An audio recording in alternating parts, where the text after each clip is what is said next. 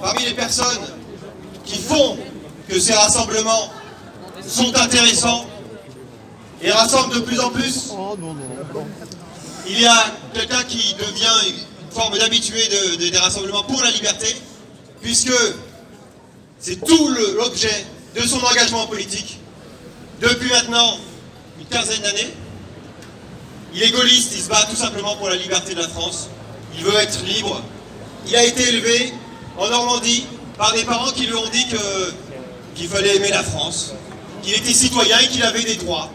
Alors ça peut-être, c'est pas forcément quelque chose qui plaît à Véran.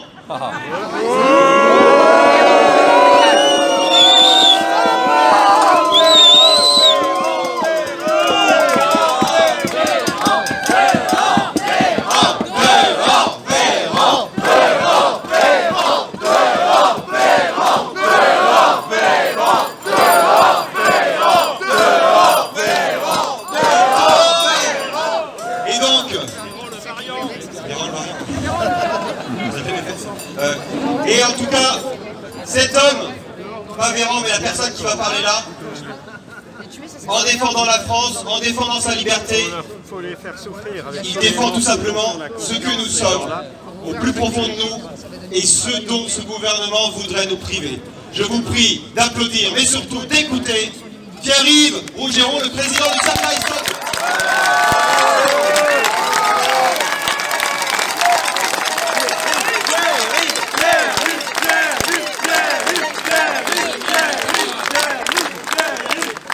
Mes amis, mes camarades, merci à tous d'être là. Entre militants, je suis un des vôtres à la base. Un militant qui a vu sa cause souverainiste devenir une cause populaire grâce à vous. J'ai l'habitude de le dire aux jeunes gens que je vois désespérés. J'en avais encore un au téléphone ce matin qui m'a dit « Dans 1 an, dans 2 ans, tout est foutu, de toute façon je me tire ».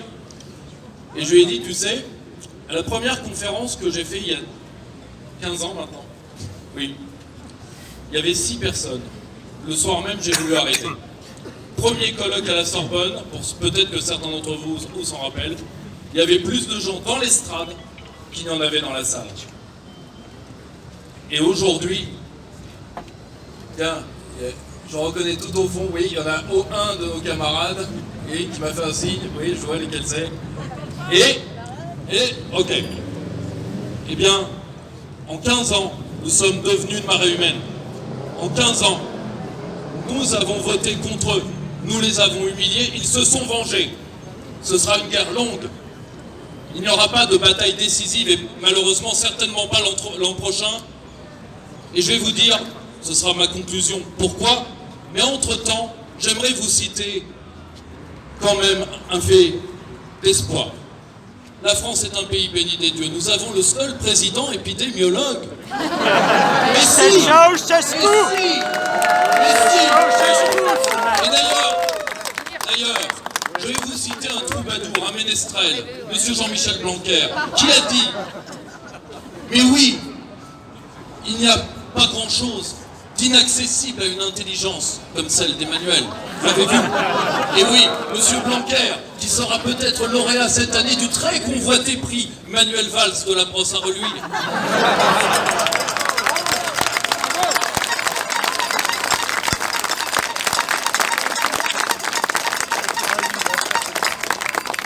Pardonnez à l'amoureux de la résistance et de Pierre Dac que je suis de prendre parfois le parti d'en rire. Parce que sinon, les larmes viendraient vite quand on voit le niveau de la vie politique française. Or, n'oubliez jamais, parce qu'Emmanuel Macron s'en vante auprès de la presse étrangère et auprès de ses animaux de compagnie, messieurs Barbier et quelques autres, il décide seul. Oui. Il décide seul, ce qui veut dire que Véran, ce qui veut dire que Blanquer, ce qui veut dire que Castex sont des comiques troupiers. Chez Castex, ça commence à se voir d'ailleurs. Pourquoi? Parce qu'en fait, Emmanuel Macron sait très bien où il va. Et où va-t-il? Il va vers un hold-up. Celui-ci ne sera pas interdit ni critiqué d'ailleurs. Qui ne sera que le deuxième volet du hold-up de 2017. le deuxième acte aura lieu en 2022, avec d'ailleurs les mêmes complices. Il le prépare. Il le prépare. Ça ne veut pas dire qu'il sortira de la banque avec la caisse. Mais il le prépare. Et malheureusement, et j'en terminerai par là, et c'est pour ça aussi que je suis là. Parce que parmi nos chefs, malheureusement, certains préparent cette défaite. Non pas de leur volonté, j'en suis intimement certain. Certains pactisent dans le rôle d'éternel Poulidor et d'éternel second. Mais j'estime que ce ne sont plus nos chefs depuis longtemps. Mais d'autres...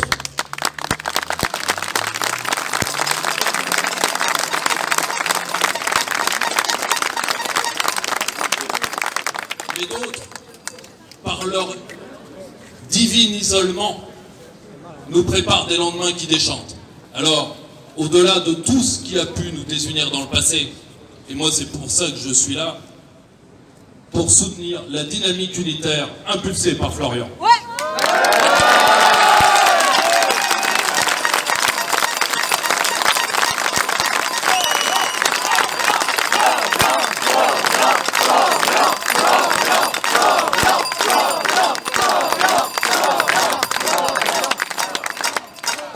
Je vais donc quitter la scène dans une minute pour pouvoir le... Ah, pas tout de suite à lui. Alors, le intermède musical d'abord. Excusez-moi, j'ai mon monsieur loyal derrière moi, je fais pas ce que je veux. En réalité, c'est pour ça qu'il faut faire bloc aujourd'hui. On aimerait que le temps de l'éclaircie soit pour maintenant, mais tant que la laisse sera à la disposition de nos ennemis, c'est-à-dire nous vous déconfinerons, peut-être, un jour, si vous êtes sages, dans le nouveau triptyque de ce fascisme qui ne dit pas son nom, qui est croire, se taire et obéir. C'est la place qu'on vous a donnée. Eh bien, l'épreuve de force est encore devant nous, et elle sera longue, d'où l'utilité de faire bloc maintenant, car l'alternative est toujours la même depuis que la liberté a touché les hommes, être libre ou se reposer. Merci à tous. Bravo.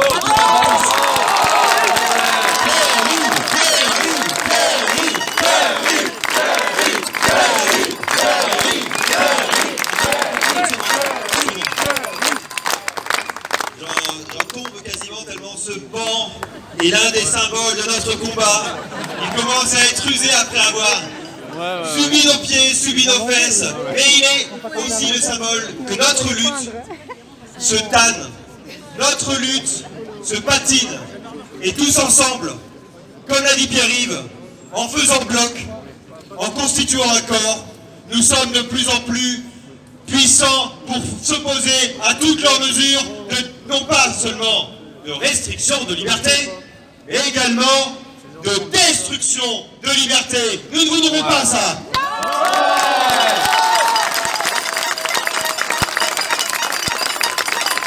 Et alors,